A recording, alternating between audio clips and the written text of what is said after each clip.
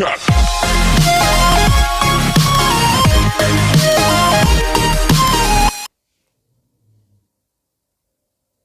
विद्यार्थियों, आज हम देखते हैं अर्धवार्षिक परीक्षा प्रश्न पत्र 23-24 विषय गणित कक्षा 12वीं सेट ए।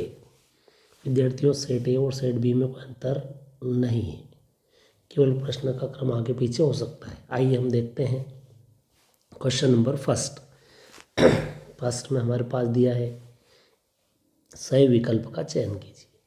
विकल्प दिया साइन इनवर्स साइन ये, तो हम इसको सॉल्व करते हैं। साइन इनवर्स साइन से 1π/6, तो साइन इनवर्स और साइन इसको हम लिख देंगे पाई प्लस π/6 साइन इनवर्स। और अब जो हो जाएगा ये माइनस का साइन π/6, क्योंकि ऐसा फार्मूला है हमारे पास साइन 180 प्लस थीटा माइनस का साइन थीटा, क्योंकि हम ये नहीं ले सकते इसकी, तो क्या हो जाएगा माइनस साइन वर्स साइन π/6, इससे कैंसिल हो जाएगा, तो हमारा आंसर आ जाएगा माइनस π/6 डी। अगला क्वेश्चन है -1 माइनस, तो फिर हम देखते हैं इसी तरीके से अगला सवाल। Tan inverse 1 minus cot inverse -1, तो टेन की जो रेंज है वो आ जाएगा π/4, कोट की जो रेंज है वो 3π/4, तो लघुत्तम आ जाएगा 4π माइनस 3π/, तो कितना हो जाएगा -2π/4 कैंसिल, यानी -π/2, तो इसका आंसर है -π/2 बी। फिर विद्यार्थियों ए और बी के बराबर होगा, तो ए बी का परावर्त बी डैश और ए डैश के बराबर है, इसका उत्तर हो जाएगा डी। किसी अवयव की कोटि, तो अवयवों की संख्या 6। फिर हमारे पास एक अवकल समीकरण, यह अवकल समीकरण है जो कि y में रेखिक है, तो किसके सापेक्ष हल हो रहा है, x के सापेक्ष, है ना। तो इसमें आ जाएगा हमारे पास e⁻p dx, यह इसका अवकल गुणांक। यदि किसी रेखा के दिक्कोज्जाएं LMN है तो उनके बीच सही संबंध, दिक्कोज्जाओं के वर्गों का योग कितना होता है, 1 होता है, इसलिए आ जाएगा 1। फिर हमारे पास है एक फलन fx, एक ही की फलन है, एक ही की फलन होने के लिए ये कंडीशन है कि ये दिस इम्प्लाइज x1 = x2, तो ये आएगा विद्यार्थी इस रिक्त स्थान में। अब आता है कॉस इनवर्स x की जो मुख्य मान है, मुख्य मान इसका होगा 0 से पाई के बीच। फिर हमारे पास अवयव एडजॉइंट ए डैश के लिए ए डैश क्या होगा, ए डैश होगा परिवर्त अवयव।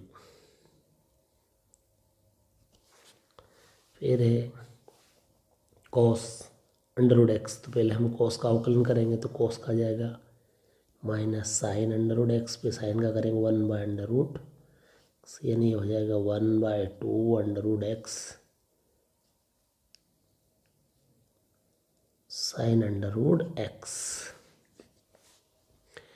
फिर हमारे पास f x2y आच्छादक फलन है, तो इसका सहप्रांत का मान परिसर के क्या होना चाहिए, बराबर होना चाहिए।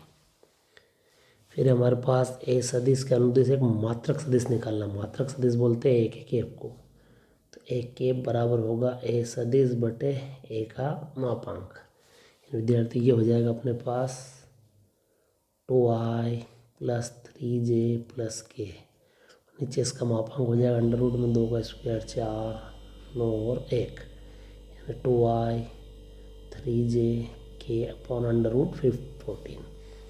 फिर ए बी के और बी ए के व्युत्क्रम है, तो व्युत्क्रम है तो बराबर क्या जाए विद्यार्थियों, आई। पास है सही जोड़ी में हमारे पास है ये, ठीक। इसका समीकरण होगा, ये जो समीकरण x + a फार्मूला है सीधा सीधा विद्यार्थियों, फार्मूला किसका है, सॉरी टेन का है ना, टेन है, यानी इसका आ जाएगा बी। फिर कोट, तो कोट का जो फार्मूला होगा वो आ जाएगा हमारे पास cos बटे साइन, तो लॉग साइन आना चाहिए ना, क्या आना चाहिए, लॉग साइन। और अगर उसको हम कोसेक लिखे तो मॉड में यानी ये चलेगा हमारे पास है ना, पर किसका आना चाहिए, माइनस का। ठीक है, तो क्या हो जाएगा इसमें हमारे पास विद्यार्थियों, हम कोई नहीं इसलिए जी को ले रहे हैं ना, इसमें माइनस का चिन्ह आना चाहिए। फिर a माइनस एक्स स्क्वायर, तो a माइनस एक्स स्क्वायर जो है उसका कौन सा फार्मूला हो जाएगा हमारे पास, a माइनस एक्स, ये तो a माइनस एक्स ऐसा कैसे चुन लेंगे, इसका आ जाएगा विद्यार्थियों d। फिर e की पावर x, इसमें फर्स्ट सेकंड वाला फार्मूला लगा देंगे हम, इसका आ जाएगा c। और फिर है x माइनस है तो इसके लिए बचता है f, साइन स्क्वायर के लिए हो जाएगा e, फिर इसका e। 10 के लिए आ जाएगा साइन बटे कॉस, तो नीचे कॉस, तो इसका आ जाएगा इसका सेक ए। अगला सवाल है विद्यार्थी हमारे पास एक वाक्य में, तो tan इनवर्स एक्स इसका प्रांत जो होगा वो tan का जो वैल्यू होती है कहाँ से कहाँ तक रखते हैं हम, रियल नंबर से। फिर वर्ग अवयव, तो वर्ग अवयव में उसकी रो और कॉलम क्या होनी चाहिए, बराबर। फिर हमारे पास एक सारणिक दिया, सारणिक को सॉल्व करते दो दो, इसका यहाँ गुना, इसका यहाँ गुना, तो इसका उत्तर आ जाए विद्यार्थियों 1। फिर है ये अस्पष्ट फलन, इसका अवकलन करते थे x का 1 और y का हो जाएगा dy/dx और पाई का हो जाएगा 0। इस तरीके से dy/dx की जो वैल्यू आएगी विद्यार्थी वो हो जाएगी 1। फिर अगला है हमारे पास ये समीकरण। विद्यार्थियों ये जो समीकरण है देखने में एकदम जस्ट रैखिक समीकरण जैसी दिखती है अपने को। क्या है रैखिक समीकरण, dy/dx py बराबर q। पर विद्यार्थी इसमें जो q है वो x के पदों में होना चाहिए, अचर संख्या होनी चाहिए। क्या होनी चाहिए, एक तो अचर संख्या और x के पदों में। ठीक, अब ऐसा है ही नहीं, ये किसके पदों में है, y के पदों में है q। ठीक है, एक और रैखिक समीकरण होती है dx बटे dy p, और यहाँ क्या होना चाहिए x, और हो जाएगा q बटे, अब ये जो q है ये किसके पदों में होना चाहिए, y के पदों में होना चाहिए। ठीक है विद्यार्थियों, तो यहाँ इस पद को अगर हम बनाते हैं इस ढंग से, तो ये जो रैखिक समीकरण है ये उल्टा लिख दिया dy बटे dx। तो विद्यार्थियों इस समीकरण में कहीं ना कहीं मिस्टेक है। ठीक, इसमें हम क्लियर नहीं कर सकते कि ये इस रूप में आएगी, इस रूप में, किसी भी रूप में नहीं आ सकती है। और समीकरण का स्वतंत्र चर निकलता कैसे विद्यार्थियों, तो इन समीकरणों को जब हम क्या करते हैं, हल करते हैं, तब हमें जो आंसर आता है, या तो जैसे ये ऊपर वाले समीकरण है इसका जो हल है हम इस रूप में लिखते हैं y into Q integration factor q dx, है ना, सॉरी इधर भी क्या लिखते हैं, इंटीग्रेशन फैक्टर।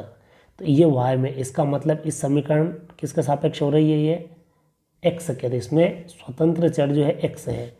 इसी तरीके से इसका जो हल है वो है x इंटीग्रेशन फैक्टर बराबर q, और क्या आएगा, इंटीग्रेशन फैक्टर dy।